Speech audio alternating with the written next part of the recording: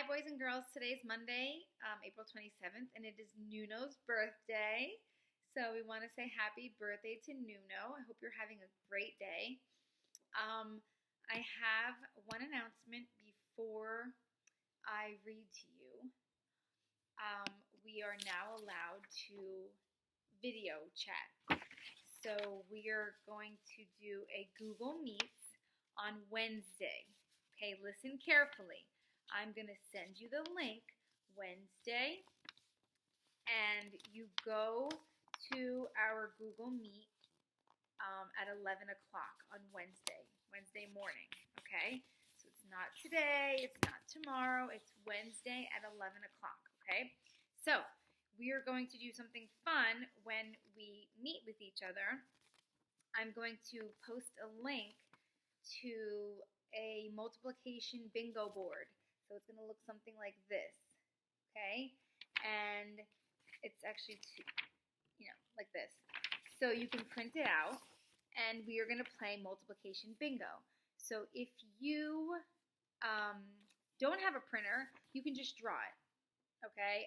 You can look at it and just draw the same amount of spaces, and then you're going to put in these squares products or answers to the multiples of 5, 6, and 7. So any multiples of 5, 6, and 7, you're going to put in these squares, and then I'm going to pick cards of those multiplication problems, and we're going to play bingo together, okay? So I'll type up a little bit more information on that, and I'll post it tomorrow. But again, this is for Wednesday. We're meeting on Wednesday. I want to give everybody enough time to, get ready, okay?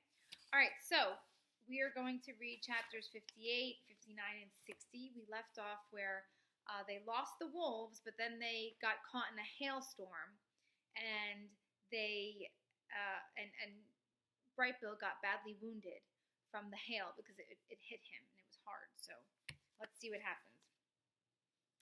Oh, and they had found a cabin. Remember, there was the cabin that they had found. So let's see what happens when they enter. Chapter 58, The Cabin. The hailstorm was brief but violent. Its icy stones were quickly melting away, but the damage would linger on. The valley was littered with shredded leaves and wild flowers. Wounded animals were hobbling back to their homes. Several unlucky birds lay limp in the grass. Inside the cabin, Roz was standing by the window. She held Brightbill in her arms, his bruised body wrapped in an old blanket. The robot knew everything there was to know about caring for animals, but all her son needed was time. His injuries would heal on their own. "Go on without me, Ma," said the goose in a weak voice. "I'll catch up to you when I'm feeling better." "That's ridiculous," said the robot. "What kind of mother would leave her injured son behind?" "But, Ma—" "Stop talking," interrupted Roz. "You need to rest." Brightbill tried to argue, but he was already falling asleep. The cabin was simple, just a square room with a wood stove, 2 chairs and a table, and a couple of cots rotting in the corner. Dusty mugs and bowls sat on a shelf. Otherwise, the walls were bare. It was clear no humans had been there for a very long time. However, it seemed that some other creature had moved in. The whole place had a foul odor. Lumps of feces were strewn about, and little footprints trailed away from a dark hole in the floor. Roz leaned over the hole, and in the language of the animals, she said, "Hello? Is anyone down there?" Something moved, and then a pair of shining eyes looked up from the darkness. "Who are you?" said a voice. "I didn't invite you into my home." "I'm sorry to intrude," said the robot. "My son and I were only trying to escape the hailstorm." "Your son?" the voice said. "Is that him in your arms? Let me see." Very gently, the robot lifted a fold of cloth and revealed her sleeping goose. "He must take after his father," said the voice. "He is my adopted son," said the robot. "My name is Roz, and this is Brightbill." The shining eyes blinked, and the voice squeaked with excitement.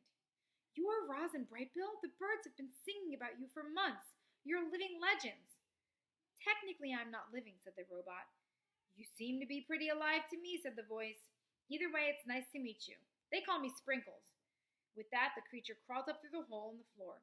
She was covered in black fur from her nose all the way to the tip of her fluffy tail. Well, except for those white stripes running down her back.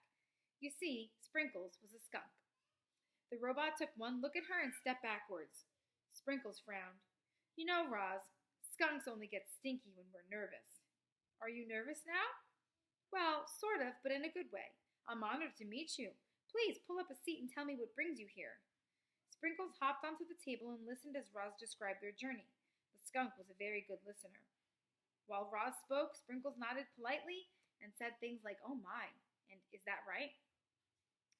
And you don't say. This went on until Brightbill began to stir. "Ma, I'm thirsty," he whispered. "There's a creek right out back," said Sprinkles, "and those might be useful." She motioned to the bowls on the shelf. "Please help yourself to anything. My home is your home." It turns out skunks can be quite hospitable. Sprinkles invited the visitors to stay as long as they liked, and so our friends spent Brightbill's recovery in the cabin. The goose mostly slept. The robot brought him water and food. The skunk made sure they were both comfortable. A few mornings later, sunlight streamed in through the window and onto Brightbill. He was squawking and waddling and fluttering through the cabin. His injuries had healed, and he was eager to continue their journey.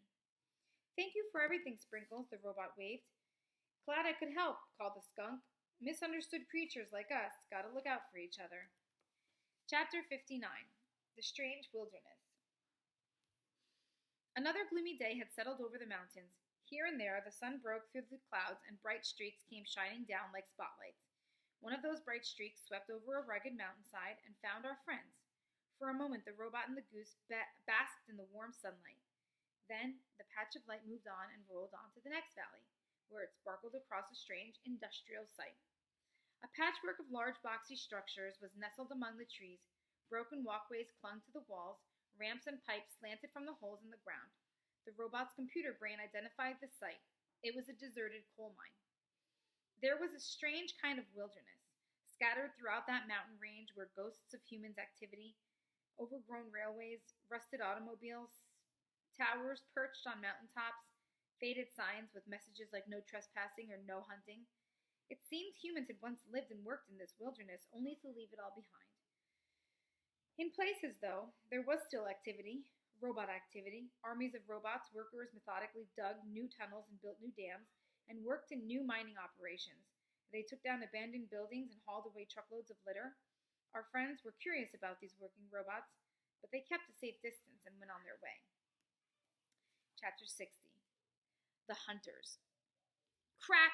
A gunshot echoed through the mountains. There weren't many hunters willing to trek into the wilderness, but those who did were serious. They camped out, wore camouflage, and fired traditional rifles for the sport of it. Crack! Roz and Brightbill were desperate to stay clear of the hunters. However, that was proving difficult. The trees were tightly packed together, and the undergrowth was tough and tangled. So they followed the deer paths that cut through this part of the forest, but they never knew when or where the next shot would be fired. Crack! The gunshots were growing louder. Our friends slowed to a crawl, afraid of being seen or heard, and then the chatter of the forest animals fell silent. Crack! A bullet whizzed through the undergrowth, and a deer went bounding away. At the same time, birds screeched and flapped into the air. Unfortunately, one of those birds was Brightbill. Scared and confused, the young goose fluttered up into a tree limb just as two hunters emerged from the bushes.